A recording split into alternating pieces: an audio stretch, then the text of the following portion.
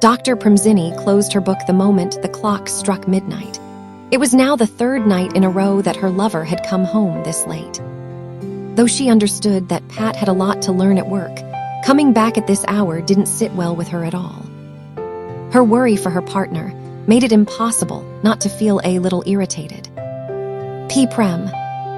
Pat's voice faltered the moment she opened the door and saw the lights still on, and worse, the calm but piercing gaze of her beloved doctor. With that kind of look, she didn't even dare try to smile. "What time is it now?" "Midnight," Pat replied softly, inching closer to her beloved doctor but not daring to hug her. She had just come from outside, and there were germs everywhere. "How many nights have you come home at this hour?" "3 nights. Dr. Premzini's voice might have been even, but her expression was anything but. It was full of deep concern, so much so that the workaholic Pat, who had lost track of time, suddenly felt terribly guilty. "You know, Pat, you have to take care of your heart." Her heart wasn't strong, and she had to be careful. "I love you. I don't want to go through that kind of incident a second time." This was something Dr. Premzini reminded her of often, yet Pat would still sometimes forget and act like she was just as healthy as anyone else. Seeing her partner worry, this much made her hate herself for being so careless. "Prem, I'm sorry. Go take a shower so you can rest." Pat could only watch her beloved doctor walk past her into the bedroom, her own eyes filled with longing. Prem didn't even look at her, so what was she supposed to do now? Sigh. She had to coax her until the anger was gone, otherwise she was doomed. Not Prem, but her. After her shower, she hurried into the bedroom without wasting a second. The moment she opened the door, she couldn't help smiling again and again. The room wasn't pitch dark. A small bedside lamp was still on.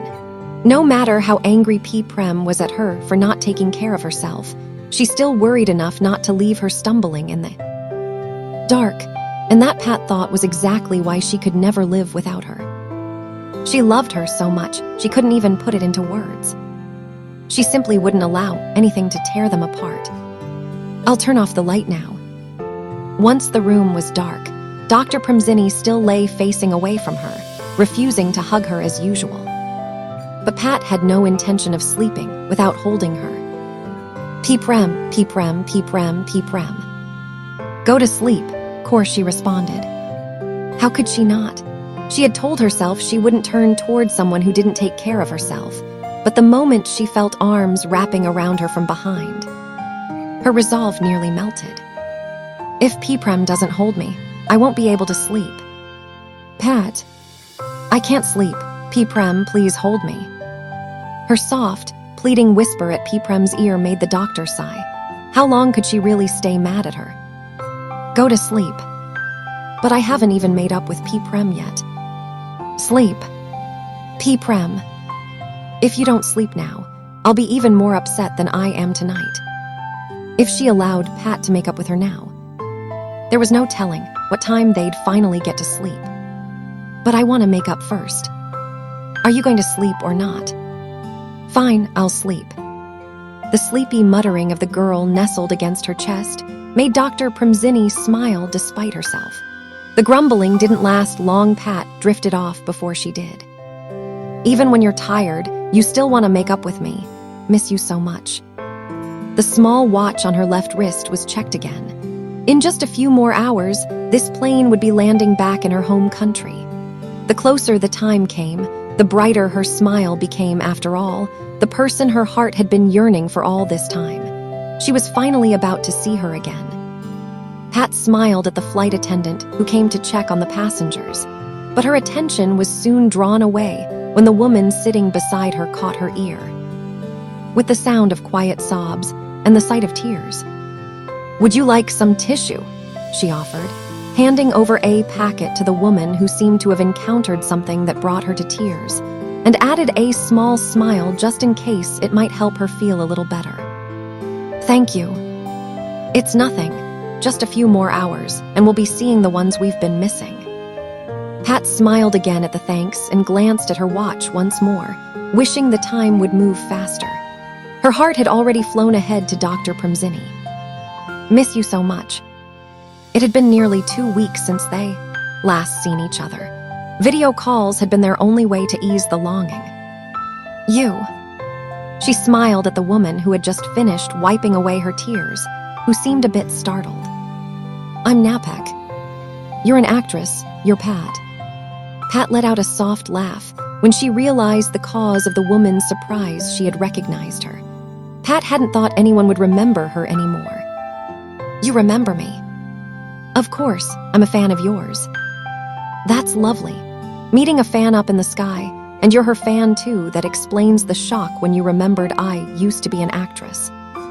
I'm Freetowen. Thank you for the tissue earlier. Feeling any better now? Yes, better, thank you.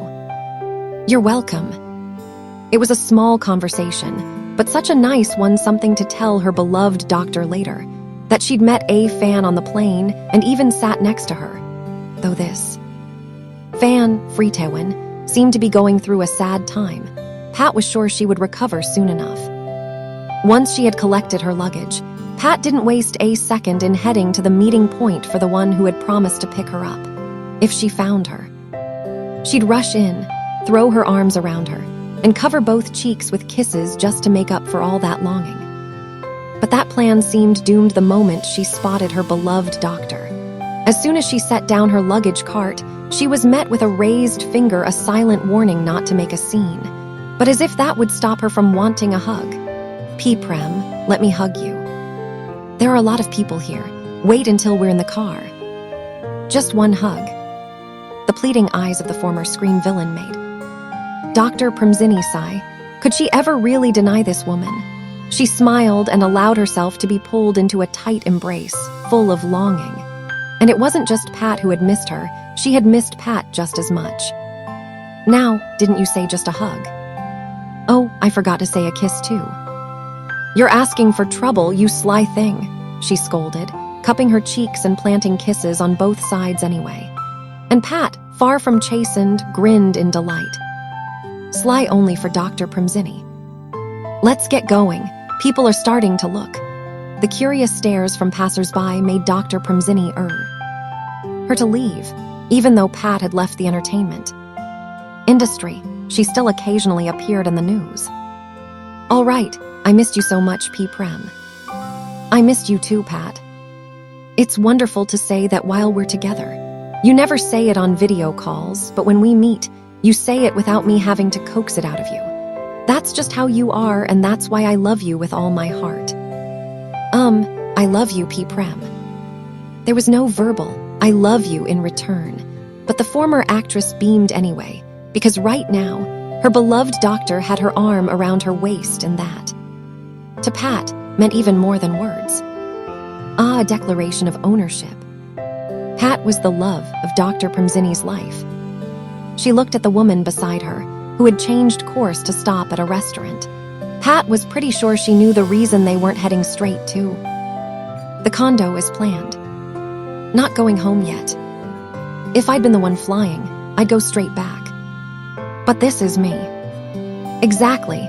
Since it's you, we're stopping to eat because you don't like plain food. Dr. Premzini gave her an exasperated look, but beneath it was a deep affection. With you knowing me this well, I have to give you a reward. No need, let's go inside. As if Pat would really be deterred, she'd just save the reward for when they were back in their room. For now, she'd focus on filling her stomach. Thank you for knowing I'm hungry. If you ever get gastritis, I'll be angry. You won't be angry because my girlfriend's a doctor. Oh. Yes, my girlfriend's strict, stern, and bossy, but I still love her. Enough. Let's eat before you really get a stomachache. Dr. Premzini looked at her grinning partner in mock annoyance, but she couldn't deny the truth in Pat's words. With a doctor as her partner, how could she possibly fall ill, especially when that doctor knew all her weak spots? If I get a stomachache, I'll just go to Dr. Premzini. Pat, I'm eating right now. Pat's playful nature made Dr. Premzini shake her head, but her expression turned neutral almost instantly when a woman approached their table, someone she recognized all too well. Nam. Pat, it's really you. I'm so happy to see you." Yes, the woman clinging to her partner's arm was Pat's former manager, or rather, her ex-close friend. "Noms, let go. I'm here with my family. Come see my parents, they've been saying they miss you." "A lie." "Go ahead, I'll wait here," Dr. Premzini said calmly, watching as her partner was half pulled, half dragged toward a table further inside. She wasn't upset with Pat, her displeasure was aimed at the ex-manager, who had used the elders as an excuse, leaving Pat unable to refuse. Pat, meanwhile, could only sigh as she tried to free her arm from the other woman's grip. In the future, she wouldn't let Prem stop to eat at this restaurant again. Not because she still felt anything special toward Nam. She didn't, but because she disliked situations where her beloved doctor might have to witness Nam behaving like that. "Dad, Mom, I have a surprise for you." "Oh, Pat, it's been a long time. How have you been?"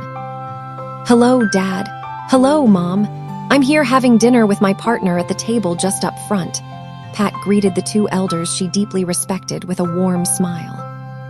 Even though she disliked their daughter's behavior, she could still separate her feelings from the way she treated them.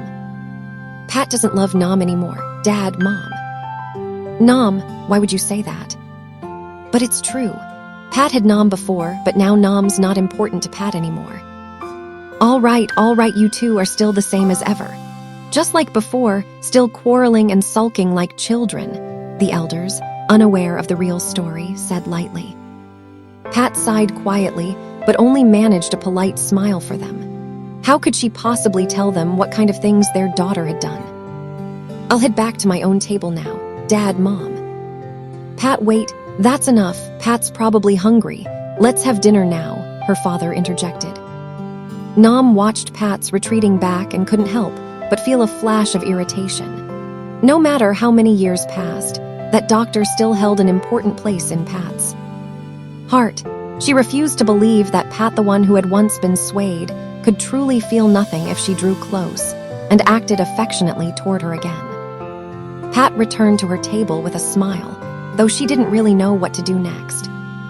Her beloved doctor's face was so expressionless, it made every bite of rice feel strangely hard to swallow. Prem told her to sit and eat without starting any conversation. Even when Pat mustered the courage to bring up other topics, the replies she got were lukewarm at best. Did Pat do something wrong, Prem? Whenever Prem was like this, Pat never knew how to go on. Prem. She was about to reach out to hold her beloved doctor's hand, only to stop midway, when Dr. Premzini's body language clearly said don't. Now Pat knew why she couldn't hold her hand. "Hurry and eat, so we can go home and rest. When I get back to the room, I'll take a quick shower and scrub off all the germs right away," Pat said earnestly. The speaker was serious, but the listener had to stifle a smile and stifle it again. Dr. Premzini, watching her lover eat quickly, soon dropped her act and let the sternness melt away. Who could really keep a straight face for long with the person they loved? "Eat properly, okay? You're not a child anymore." "I'm not storing the rice in my mouth." "That's not what I meant, chew it well, so it's easier to digest." "I love you so much, Prem." "Change the subject." "Better eat quickly then. I'm dying to hug you." "Watch it." Dr. Premzini gave her lover a warning glare after Pat exaggerated her chewing just to tease her. If she didn't stop, she might really be denied that hug. The moment they reached the condo, Pat dropped her suitcase and rushed straight into her beloved doctor's arms, only to halt mid-step at the sight of that calm, unreadable gaze that instantly dampened her enthusiasm. How could she forget, if she hadn't showered yet? Dr. Premzini would never let her hug her. Pat forgot. "Go take a shower first. Pat's not a germ colony." "You know, Pat understands." The smile her lover gave her before disappearing into the bathroom made Dr. Premzini's heart soften. But she truly couldn't let Pat hug her right now, not after she'd run into her ex-manager and let that woman hang off her like that. She just didn't like anyone clinging to her partner.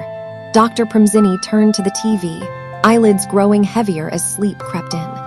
She wasn't sure if Pat was taking too long in the shower or if the exhaustion from the past few days at work was catching up with her. Prem.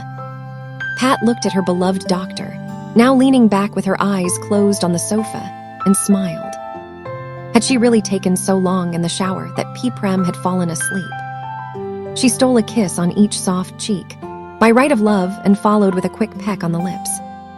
Did Pat take so long in the shower that you fell asleep? How many minutes were you in there? Only about 20, Pat said, sitting down beside her beloved doctor and touching her delicate, tired face with affection. Who really needed the rest here, her, after a long trip, or Dr. Premzini? I thought you were in there for an hour. I wasn't in there that long. Was work heavy? A little. Then, why didn't you tell me? You wouldn't have had to go through the trouble of picking me up. I wanted to pick you up. That single sentence made Pat's smile bloom. The unspoken care, without fancy words, was what made her heart swell. Because Dr. Premzini wasn't a talker, wasn't one for sweet lines, she showed her love instead. Pat understands right away. You'd better. Prem. Yes. Can I hug you now? Dr. Premzini looked at her lover's pleading eyes and couldn't help but smile before opening her arms. Pat immediately melted into the embrace she'd been craving. It wasn't only Pat who missed her, she'd missed Pat just as much. That's a tight hug. Well, Pat missed you more than anything. And if you missed me more than anything, would you crush my bones to powder? She teased, watching Pat squeeze her even tighter. Pat would never hurt Prem, because Pat loves Prem with all her heart. Was that line stolen from somewhere? Prem, can't I be sweet once in a while? I love you too, Pat, Dr. Premzini said, smiling into the gaze full of love before leaning in to meet her soft, sweet lips, just like always. A kiss that carried longing. A kiss that promised we belonged to each other. A kiss that spoke of love.